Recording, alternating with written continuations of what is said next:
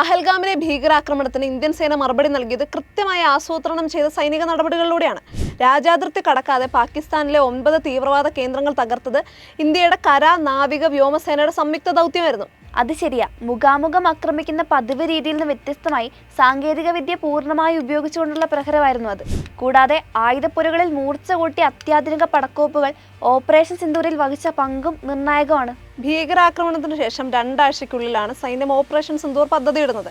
21 തീവ്രവാദ കേന്ദ്രങ്ങൾ തിട്ടപ്പെടുത്തിയെങ്കിലും 9 എണ്ണമാണ് തകർത്തത്. ഈ 2 ആഴ്ചയ്ക്കുള്ളിലല്ല ഈ കേന്ദ്രങ്ങളെക്കുറിച്ചുള്ള വിവരങ്ങളൊക്കെ സൈന്യത്തിന് ലഭിക്കുന്നത്. ഇന്ത്യയുടെ രഹസ്യാന്വേഷണ ഏജൻസിയായ റോ അഥവാ റിസർച്ച് ആൻഡ് അനാലിസിസ് വിങ് കാലങ്ങളായിട്ട് ശേഖരിച്ച വിവരങ്ങൾ ഈ ആക്രമണത്തിൽ സൈനിക കേന്ദ്രങ്ങളും ജനവാസ കേന്ദ്രങ്ങളൊക്കെ ഒഴിവാക്കി തീവ്രവാദ കേന്ദ്രങ്ങൾ മാത്രം ലക്ഷ്യമിട്ടുള്ള ഒരു ആക്രമണത്തിന് വഴിതെളിച്ചിട്ടുണ്ട്. ബഹാവൽപൂർ പോലെയുള്ള നഗരപ്രദേശങ്ങളിലെ ജെയ്ഷെ മുഹമ്മദിന്റെ തീവ്രവാദ ക്യാമ്പുകളും പാക് അധിനിവേശ കാശ്മീരിലെ പർവ്വത പ്രദേശങ്ങളും കൃത്യമായി മാപ്പ് ചെയ്ത് ആക്രമിക്കുന്നതിന് രഹസ്യ വിവരങ്ങളോടൊപ്പം തത്സമയ നിരീക്ഷണം ശേഖരിക്കാൻ ഉയർന്ന റെസല്യൂഷൻ ഉപഗ്രഹ ചിത്രങ്ങളും ഡ്രോണുകളൊക്കെ വഹിച്ച പങ്ക് വലുതാണ്. സ്കാൽപ്പ്, ഹാമർ മിസൈലുകൾ, ഉപഗ്രഹ data, drone images, ground intelligence വിവരങ്ങൾ ഇതെല്ലാം കൂടെ ചേർന്ന് ഈ ദൗത്യം കൃത്യമാക്കി. അതുകൂടാണ്ട് 3 സായുധ സേനകളും നൂതന സാങ്കേതിക വിദ്യയും ഏകോപിപ്പിച്ചുകൊണ്ടുള്ള ഒരുക്കം പഹൽഗാം ആക്രമണത്തിന് പിന്നാലെ തന്നെ സൈന്യം ആരംഭിച്ചിരുന്നു. ദൗത്യത്തിനായി റഫാൽ വിമാനങ്ങളാണ് വ്യോമസേന തിരഞ്ഞെടുത്തത്. സ്കാൽപ് ക്രൂസ് മിസൈലുകൾ, ഹാമർ പ്രിസിഷൻ ഗൈഡഡ് ബോംബുകൾ, ഹാരോപ്പ് കാമിക്കാസെ ഡ്രോണുകൾ തുടങ്ങിയവയും വിന്യസിച്ചിരുന്നു.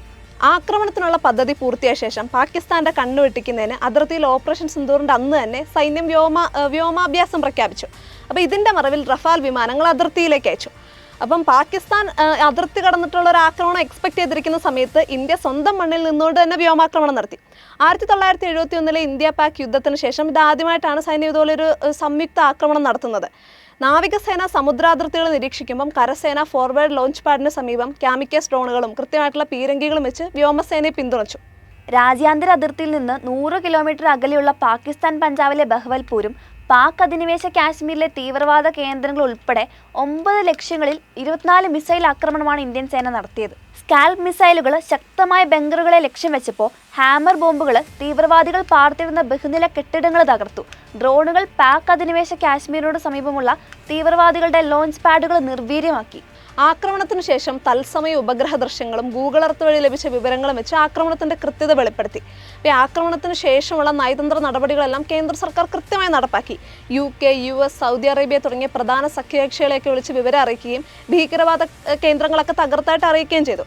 അത്യാധുനിക സാങ്കേതിക വിദ്യ, അതിസൂക്ഷ്മമായ ആസൂത്രണം, തന്ത്രപരമായ നയതന്ത്രം ഇവയൊക്കെ കൃത്യമായിട്ട് സംയോജിപ്പിച്ച് ഇന്ത്യ അടുത്ത കാലത്തായിട്ട് നടത്തിയ തന്ത്രപ്രധാനമായ ഒരു സൈനിക നടപടി തന്നെയാണ് ഓപ്പറേഷൻ സിന്ദൂർ.